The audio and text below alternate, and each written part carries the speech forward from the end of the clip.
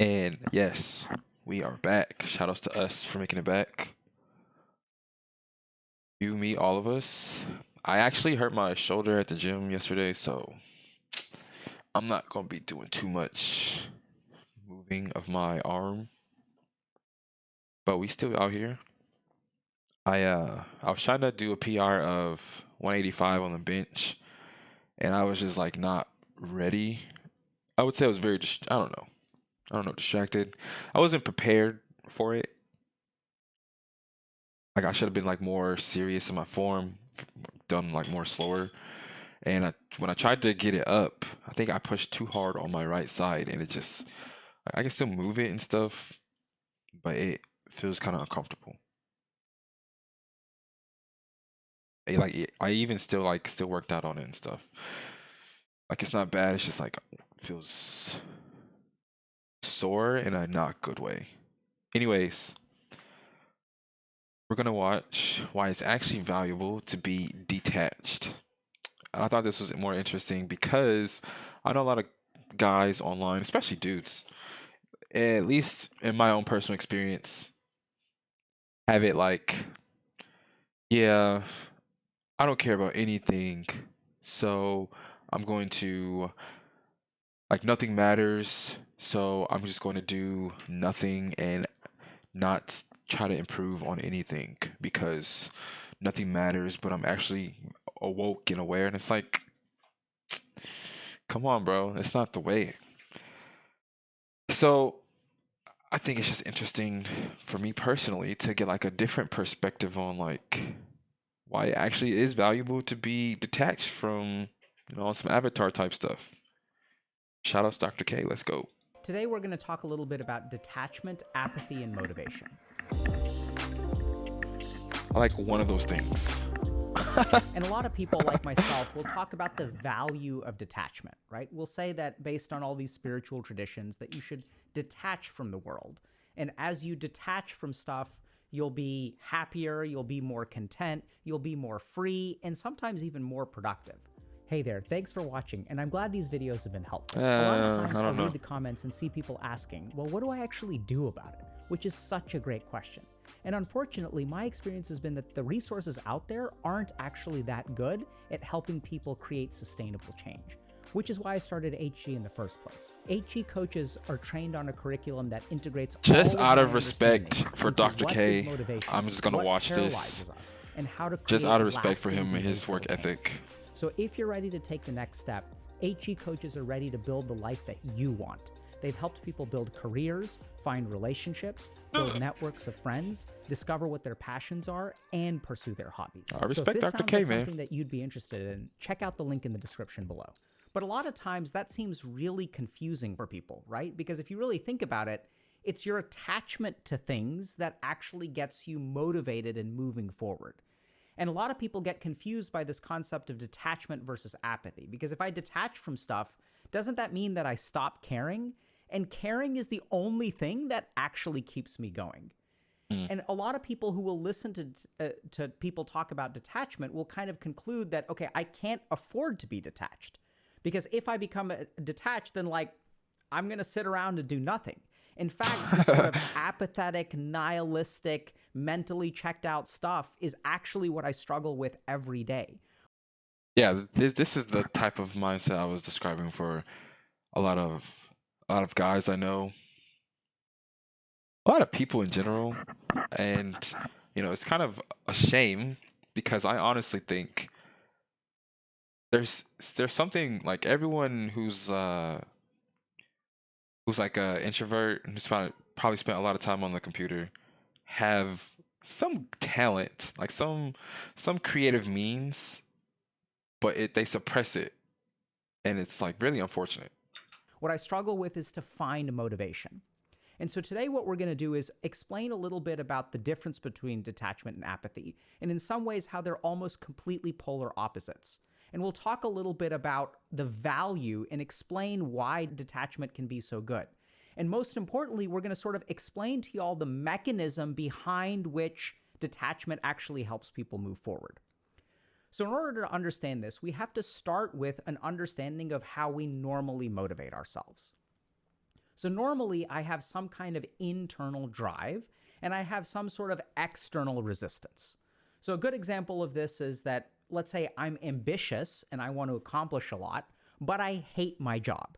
So this is the sort of situation where I Yep, don't that's want me. to work. I don't really enjoy work. It's kind of like this barrier that I have to overcome. And what allows me to overcome the barrier Hold on. of the boringness of Okay. work, the toxicity of work. Hold on. 1 second. Dude. 1 second.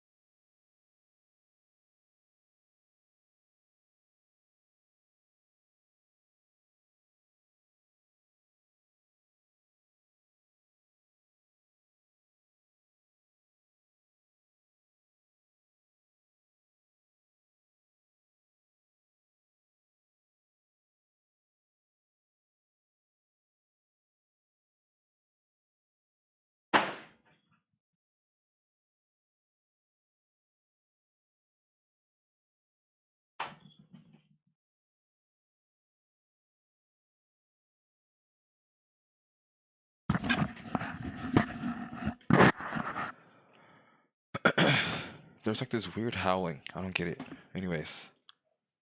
Work, the diminishing returns that I get from putting in effort. What I have to do to overcome the negative situation at work is some amount of ambition. And so some of y'all may sort Hold of on. really wish that you were more ambitious, right? Because Go back. what I have to do to overcome the barrier of the boringness of work, the toxicity of work, the Okay. diminishing returns that I get from putting in effort. What I have to do to overcome the negative situation at work is some amount of ambition. Okay. And so some of y'all may sort of really wish that okay. you were more ambitious, right? Because we see people who are doing the Sigma grind set and they're like super, super ambitious and they will tolerate a ton. So, in terms of like toxic workspace, I never understood it until I got into an office. Office work, like I worked in a warehouse, I worked at a kitchen, wash dishes, and I now work in an office. And it's like it like blows my mind how people can have problems but like have no means to like problem solve. Like for example, I don't even want to give examples. It's just ridiculous. It is just ridiculous. But I am grateful to have the job because I see the potential in the company. The company is evil. I already like, I kind of like the company is flat out evil. And I have nothing to do with that. I cannot like I have nothing to do with that. Because all companies are evil in their own way. But thing is, it is a unique like it's like I'm the only guy in the office and it's like 40 women. It's like me, three other guys, whatever. So it's like I'm four guys, 4 or 5 guys, but I'm the only guys in my 20s there. Everyone else is like 35 plus guy wise and it's like how do you guys are all moms. Why don't you just like listen to each other and problem solve? Why do we have to play politics in a office? Make it make sense. Ton of pain and they're like, yeah, like, I'm going to be hardcore and like, yeah, like life sucks, but this is, you got to like be super ambitious. And so what we sort of do is we have Life this sucks. internal driver that we use to overcome the hump of resistance. And then what happens is there's this little like equation that goes on in our head, right? Work sucks so much, so that sort of creates a certain amount of resistance. And if I'm ambitious enough, I can overcome the hump of disliking work. And that actually leads me to action, which then leads me to benefits like success and money and promotions and things like that. So this is sort of normally how we motivate ourselves. There's sort of this Mm. internal struggle between the world sucking out there and me ramping myself up internally, really juicing myself to overcome those negatives. Another really good example of this, if we want to step outside of work for a second, is loneliness and anxiety. So this is something that we deal with a ton in this community. I've helped a ton of patients with this kind of stuff, where it's like, okay, so I'm socially anxious and it's hard for me to make friends. When I go out and I meet people, like, oh my God, it's like so painful. Like, I look stupid, I sound stupid, everyone's judging me all the time. Social media definitely doesn't help that kind of stuff. So what happens is we kind of move out into the world, we get bludgeoned by our social Bludgeoned. anxiety, and then we retreat. And when we retreat, what starts to build up? A sense of loneliness. And so there's some research that shows that this is the loneliest generation in the history of humanity. And so the loneliness builds and builds and Mm. builds and builds and builds until it overcomes the resistance from the social anxiety, right? So here's this barrier of social anxiety. We try to, move out into the world and we get swatted back. And then the loneliness rises, rises, rises, rises. And once the loneliness surpasses the anxiety, then we're so desperate that we can't afford to be anxious anymore, and then we start moving forward. And so if we think a little bit about what drives us forward in life, it's I this respect thing that. over here, right? It's that level of anxiety, it's that feeling of loneliness, it's the desperation of always being alone. And this is what we sort of think about as caring, because sometimes that stuff, like if that gets too toxic or too harmful, what we end up doing is becoming apathetic, right? So like if I don't have that driver, so I have social anxiety over here and the loneliness is building up over here. But if I become apathetic, if I mentally check out at work, if I sort of numb myself from the loneliness, that's really what apathy is. I stop caring about life and then I'm kind of stuck. And so that's usually how we work, right? Because if we're apathetic, we're not doing anything. And the only thing that we can use to overcome that hump is actually caring a lot. The more I Mm. care about my job, the more that I care about not being alone anymore, the more I'm actually going to motivate myself forward. But this is not really like a healthy or sustainable way to live life, right? In the case of ambition, it results in burnout. And in the case of like, loneliness, like it's so terrible. I mean, hopefully y'all don't know, but unfortunately, chances are many of you do, that the struggle between loneliness and anxiety sucks, like no matter how you cut it. Even if the loneliness rises to the point where you move out into the world, it's still a painful experience. And so what a lot of people will think is that, okay, like I can't afford to give up my attachments. I can't afford to give up the loneliness. I can't afford to give up the ambition, because then how am I going to do anything? And this is where detachment enters the picture. Because detachment is not about detaching from the world. It's actually about detaching from yourself. So when we really think about what detachment is, so like here's the world down here, and here's us up here.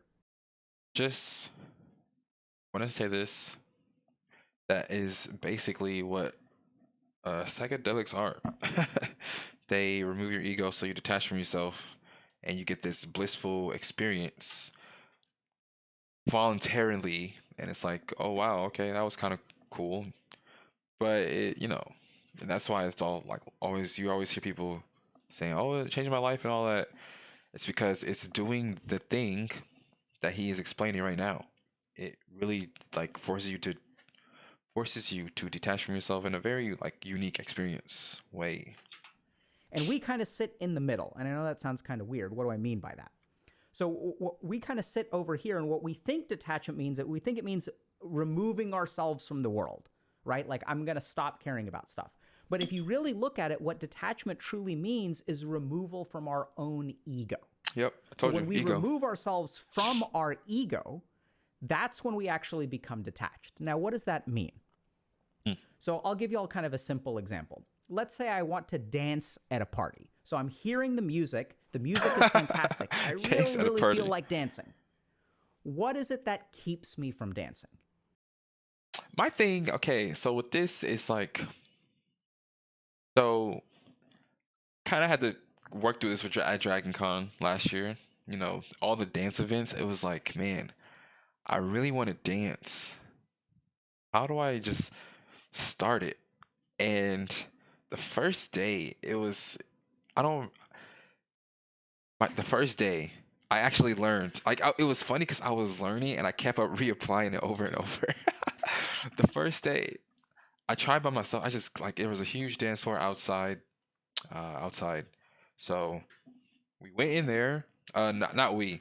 I went in like the areas people were dancing. I just couldn't like I didn't understand like how do you form the circle. You know how there's always a circle and people taking turns and stuff. I didn't know how to form it. So I experimented and I met these dudes there, cool dudes. I still have one of them on Instagram. I don't even use Instagram like that, but I kept it for him. It was like two dudes from Dragon Con. Cool guys. So I met him and it was another dude and they one dude hit the one guy snuck in. He was like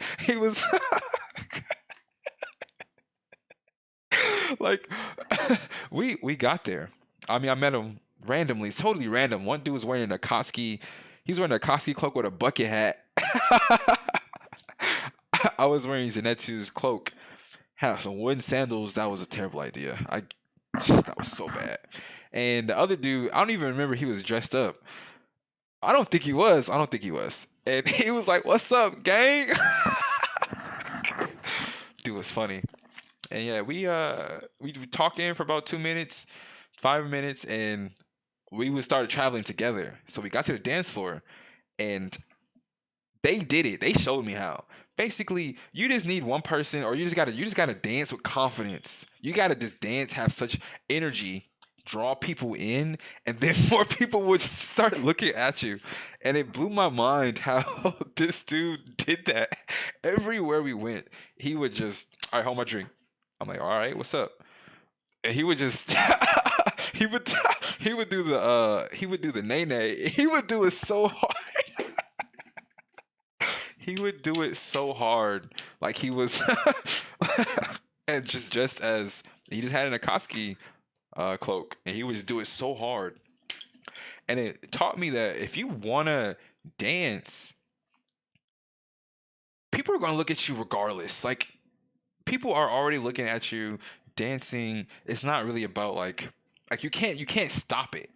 Like if you want to dance, you just have to accept people are going to look at you. And it's not going to be in a sexual way. It's not going to be in a judgmental way cuz once they see you're having fun, it's just like entertaining. And it taught me just like stuff like that. It's just entertaining. It's just entertaining to other people. And it may sound weird, but it's just very true, especially with dancing.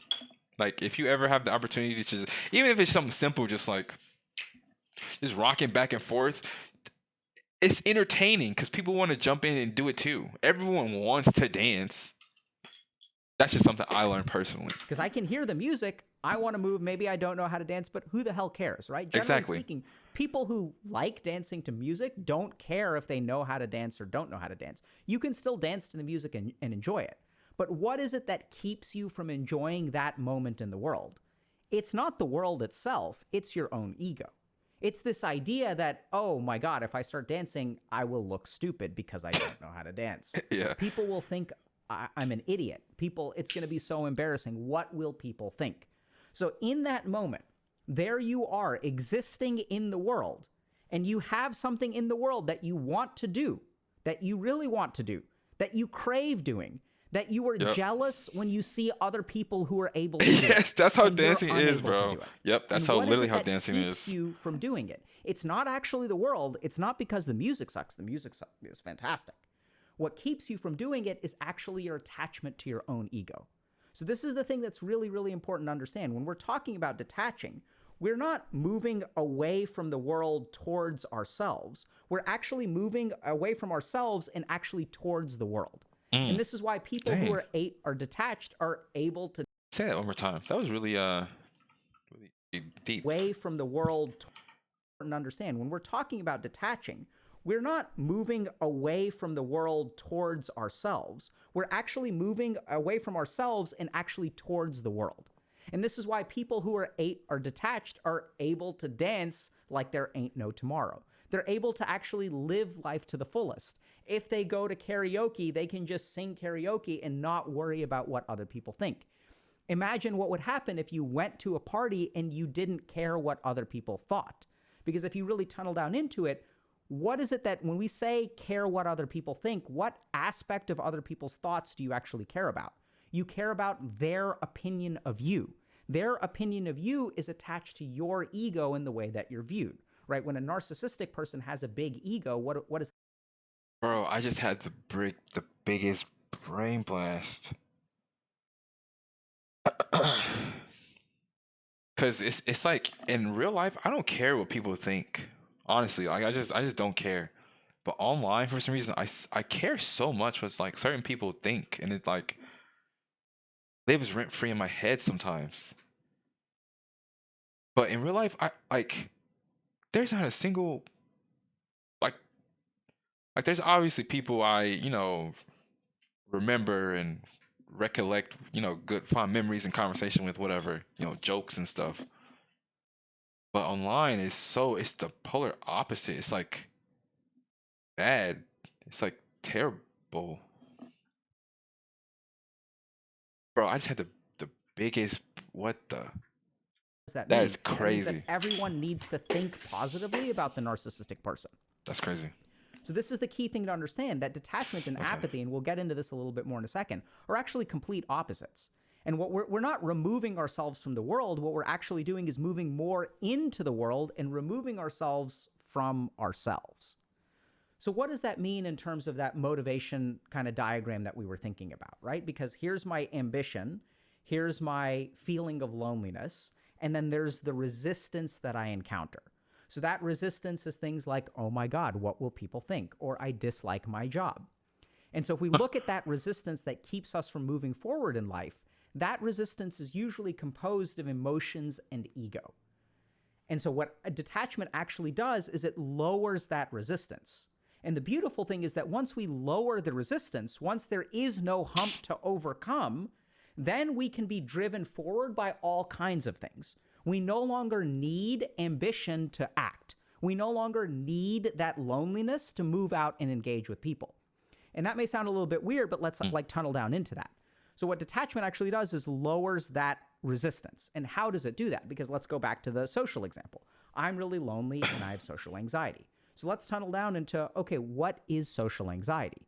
Social anxiety is the concern of what other people think about you, right? That's what social anxiety is. I'm worried what other people are going to think. Now, if I stopped worrying what other people thought, that would be freeing. That would be amazing. But it honestly I don't know, cause I feel like I want to agree here. I agree, but I feel like say you just go like I don't know.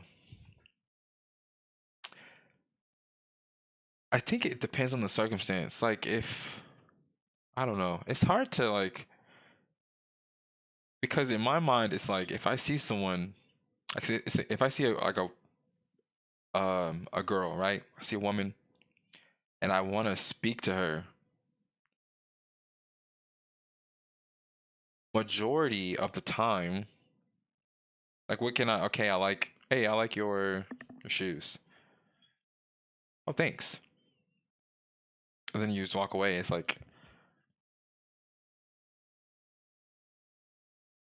I don't know. I mean, I guess that's fine. I guess in my mind, I guess I'm probably like I feel like I don't have social anxiety. I just don't feel the need to talk to people unless there's just like a reason to talk to them. Like I just don't see myself like, yeah, I'm just talking to this random person. Like I would talk to my neighbor, people I live on like that live on my street, people I see often, but I just feel like no need to talk to someone I have never seen. I don't know. I don't know.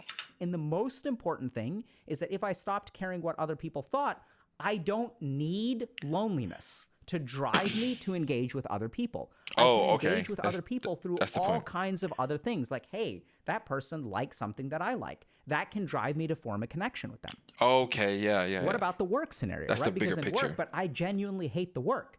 So this is where you got to stop for a second and you really got to think, why do you hate the work? So if you really talk to people, and we do this a lot, for example, through career coaching, we work with hundreds of people now, and we understand why people hate their jobs. A lot of times the reason that people hate their jobs is because It's not they're not satisfying. recognized in their jobs. The effort that they put in is not appreciated, Yep. that they have trouble advocating for themselves, and people are playing politics. Yes. Sometimes Told it's you. because the job is really, really, really boring. And even in That those too. cases, why don't those people quit those jobs? Well, That because too. they're afraid of the consequences of quitting a job. What if I don't find another job? Oh, yeah, What yeah, if yeah. people won't hire me somewhere else? So even if you look at each of those scenarios about why we hate the job, what we actually discover is that it's not the job itself that actually keeps you stuck. It's all of your attachments related to the job. It's wanting to be appreciated by your boss, wanting to be recognized, wanting to be respected by your peers, which, by the way, is what leads you to work extra hard to get that recognition. So any way you cut it, what you really discover is that It's not that I want to be respected by my peers or I want recognition. It's that, like, the job is unsatisfying from beginning to end. Like, imagine every time McDonald's got an order wrong, your phone rang, and it's your job to just keep the person calling from blowing up. That's not a job. Like, I feel like I get the importance of customer service, and in some cases, there are legitimate billing issues, but I feel like the business model itself should be looked at, and there's bigger problems, and my department exists to just like keep the company from hemorrhaging from just bad PR.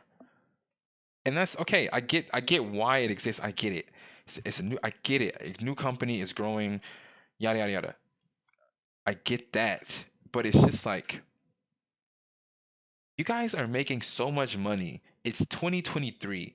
At least like try to be the next Google or something. Like do something to innovate how miserable the job is. Have like an on-site therapist. Have like a cafeteria. Have like something to make the job worth doing. And it's like that doesn't exist. It's just like phone ringing all day in your ear, people telling you to shut up, people telling you you're stupid, people telling you you're wrong, people not speaking English sometimes. And it's like, bro, you cannot be serious. Get off the phone. Stop calling me. Good. Oh my attachment and goodness. ego are really the things that kind of hold us back in life. And since we're so attached to the opinions of others, we have to start to use these dirty fuels, these toxic Dirty motivators, fuels. like ambition and loneliness, to actually move us forward. And then we get kind of stuck because we believe that detachment means getting rid of our ambition or getting rid of our loneliness, whereas that's not actually what we're saying at all. We're not saying that you're getting rid of either of those. What we're saying is that detachment lowers the resistance. And so hopefully this is kind of making sense. And I want y'all to just think a little bit about what would life be like if there was no resistance to what you wanted to do.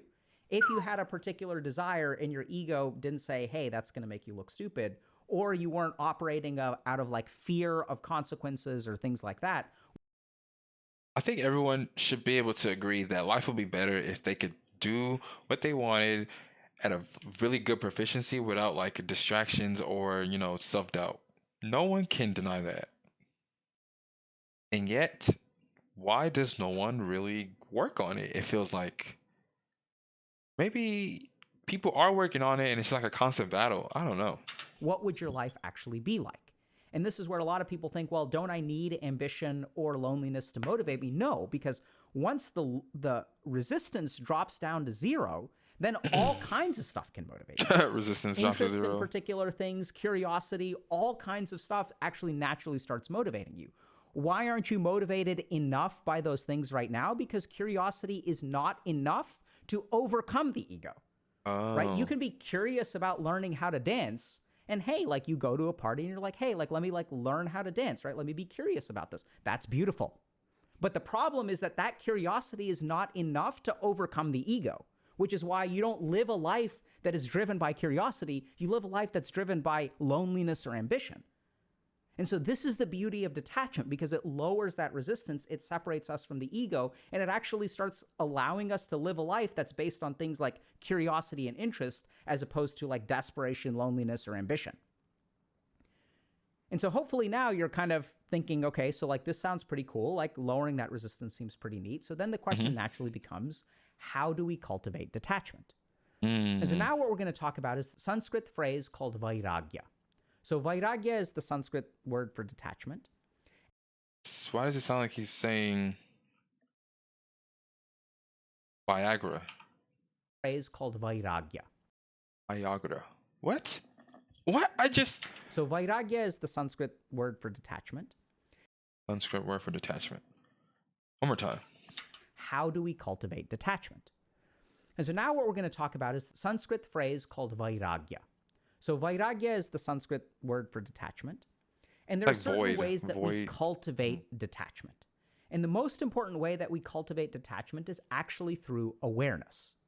So this may sound kind of confusing because in the West especially, we have this idea that the way to get better in life is to do more stuff, right? Like people who succeed are doing more stuff than people who don't. If you want to get ahead, you have to network more. You got to play politics. You got to update your profile on LinkedIn. The more you do, the more you get, right? And this is something that a lot of like success influencers and Sigma grind set folks are like, work harder, like have your hustle and have your side hustle and have your side hustle and your mini side hustle and like, right? You got to do more to get more.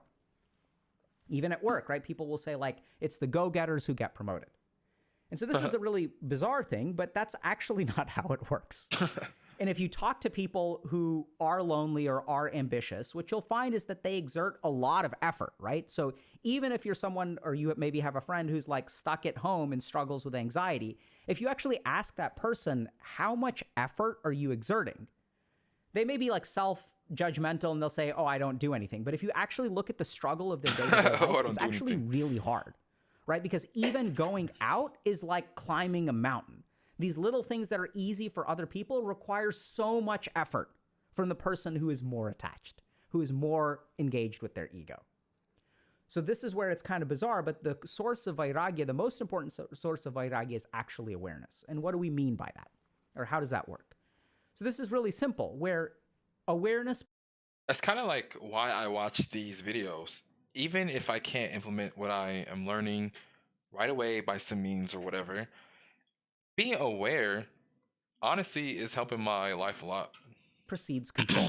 So if you've ever had dental work done, this is like the classic example that I use, and you're numbed, you can't control anything. If you can't feel it, you can't control it, right? You can also look at things like, let's say, people who are alcoholic and in denial. They are unaware that there is a problem. And without awareness that there's a problem, they can't really fix it. But if you talk to someone who's an alcoholic and is like going through divorce proceedings and getting like written up at work, the amount of effort they're putting forward is actually astronomically high. Every single day that they live is a struggle and a fight, and your spouse is arguing with you, your kids are mad at you, bosses are writing you up. There is so much effort, but there is no awareness. And we also know that based on evidence-based treatment of alcoholism, what is the solution? The solution is actually insight or awareness, right? And we kind of hear it in places like Alcoholics Anonymous, where they start every meeting with awareness building. Hi, my name is Alok, and I am an alcoholic.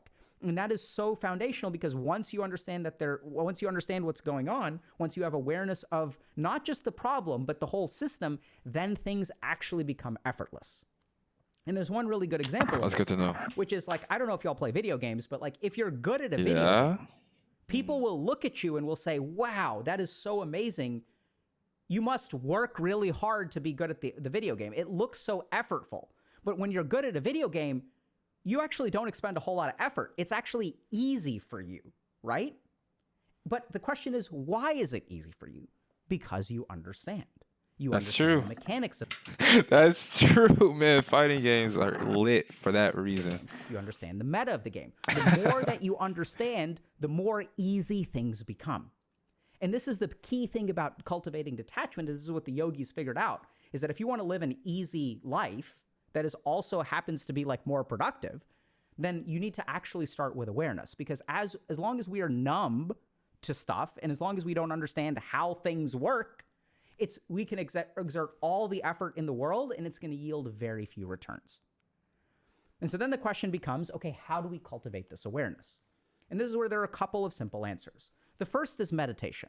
And now some of y'all may be listening to this and thinking, okay, so are you saying just meditate? And like, sort of, right? But I don't want y'all to just meditate. What I want y'all to understand is, even if you're thinking, Man, I haven't meditated in a long time. I got it today though. okay, meditation doesn't work for me, I've tried it a bunch, it doesn't help with these problems, you're missing the Mm. point. What I want you to understand is why meditation works, why we used meditation as the key way to develop detachment. Because yogis tested all kinds of stuff, and what they settled on is meditation. And why is that? It's because meditation is the practice, literally the practice, where we skill up our ability to be aware. Skill The up. first thing is you should meditate. And what does that meditation mean? It means just be aware of stuff. The second thing that I strongly recommend that you do is spend time with yourself. So if we're talking about awareness, a key thing that we really want to be aware of is our reactions to stuff. Because it is in our reactions to stuff that we actually find our attachments. So if we go back to dancing at a party, what am I attached to? It's going to manifest in the way that I react when I'm at the party. So if I want to dance and the music is fantastic and I really want to dance, and then notice the reaction that you have within yourself. And that reaction will actually give you insight into the nature of the attachment. We spend so much time trying to overcome that reaction, right? We wrestle with ourselves. We try to overcome and conquer anxiety that we don't ever spend any time just sitting there and observing it. And so that's the problem, is that effort over that anxiety is not going to ultimately lead to success. What's ultimately going to lead to success is awareness. And so notice your own reactions to things, and in that sense, spend a little bit more time just with yourself. And the last thing that I want to share with y'all is a little bit of how you could be reacting to this video. So I want y'all to notice that when I say, hey, like, spend some time like noticing things, notice your reaction to things, maybe try meditating. What is your reaction to this video, right? There's a I decent like it. chance that there's a fair number of y'all that are saying, oh my God, he's saying just meditate. I've tried that before. It won't work. So that's kind of interesting, right? So if you've been following me thus far, hopefully you kind of buy what I'm selling, in the sense that we have these Buy what driving I'm selling. motivators, we have these resistances, and we rely on jacking up our motivation to overcome the resistance. And wouldn't it be awesome if we no longer had that resistance? And you're like, yeah. But once I start telling you, okay, all you need to do is be aware, then what is your reaction to that? It's like, no, that's not going to be enough, because I've tried so hard and it hasn't worked. Exactly. So stop trying so hard. Notice your own intrinsic reaction, because chances are that if you really tunnel down into that, and this is how you want to know how to build awareness, we're going to do it right now. Tunnel down into that. Why are you so skeptical that this is going to work? If you tunnel down into your skepticism, there's going to be emotion there, right? There's going to be fear. What if it doesn't work? Or it's going to be frustration and regret. I've tried this before and it didn't work. I don't want to waste my time. There's going to be all kinds of emotions, negative emotions, Yeah. tied to your resistance to doing what I'm asking you to do, right? Because that's what it is. It's the resistance. And what is the resistance? It's emotion. And anytime there's negative emotion, there's ego. And so now we see in this moment that if you try to push forward. So when I think I said, well, I don't like talking to people, something like that. It really does come down to ego, because my thing is, it would suck to actually go put effort out there to talk to someone, and then you get just just not what you were expecting, or you get something totally like negative or something. It's like, man, I don't want to do that again. You'll feel that resistance. And it's actually telling you, don't do it, don't do it, don't do it. And how do we actually overcome that? Notice that reaction. We can do it right now. Notice that reaction. Why is it that I'm so resistant to trying this? Why is it that I'm so resistant to meditating? Because I've tried it and it didn't work. I've been burned. I've wasted my time. I can't afford to waste time anymore. And if you have those kinds of thoughts, what is that? Those are attachments, right? You can't afford it. Oh my God. The only times we can't afford things are when we're attached to things. I can't afford to set boundaries with my boss. I can't afford to Mm. rock the boat in my relationship. When you can't afford to do something, that's an attachment. So I Mm. know it sounds kind of Okay. bizarre, but the truth of the matter is that detachment and apathy are Uh, actually complete opposites. And it's the fact that we get confused about that we assume that those are the same thing, that we actually try not to cultivate detachment because we've started to build a system of motivation that relies on attachment to overcome our resistance. That's the only way we can move forward. But if you really want to be free of all of that crap and be free from the only motivator being this toxic motivator or dirty fuel like ambition or loneliness or desperation, then you have to cultivate detachment. And the beauty is that cultivating detachment from your own ego allows you to actually live more fully within the world. I respect that. I I respect that. As far as what did I learn? I learned that I need to just be aware of how I feel. Just certain things come up. Like even when I play games, in things that make me emote, I need to just be really aware of it. And mm, I didn't think of it like, it was an ego thing, but like, of course, like, other people caring what other people think, I guess obviously is an ego thing. I feel like I thought it was natural to like, care what other people think because everyone has an ego, but I think, yeah, I can just continue to be aware, do my own thing, and take my ego out of it. Like, who cares what other people think, man? That's just how it goes. And yeah, that was a nice video. Anyways, thanks for watching. Appreciate it. My shoulder feels actually a little better. All that stretching while watching it, but definitely gonna just take some days off doing any upper body stuff. Probably like a week off, really. Just give it everything time to heal. Yeah. So thanks for watching. You know the motto: tell someone you appreciate them. Tell someone you love them because I appreciate you guys watching. And see you in the next video. Peace.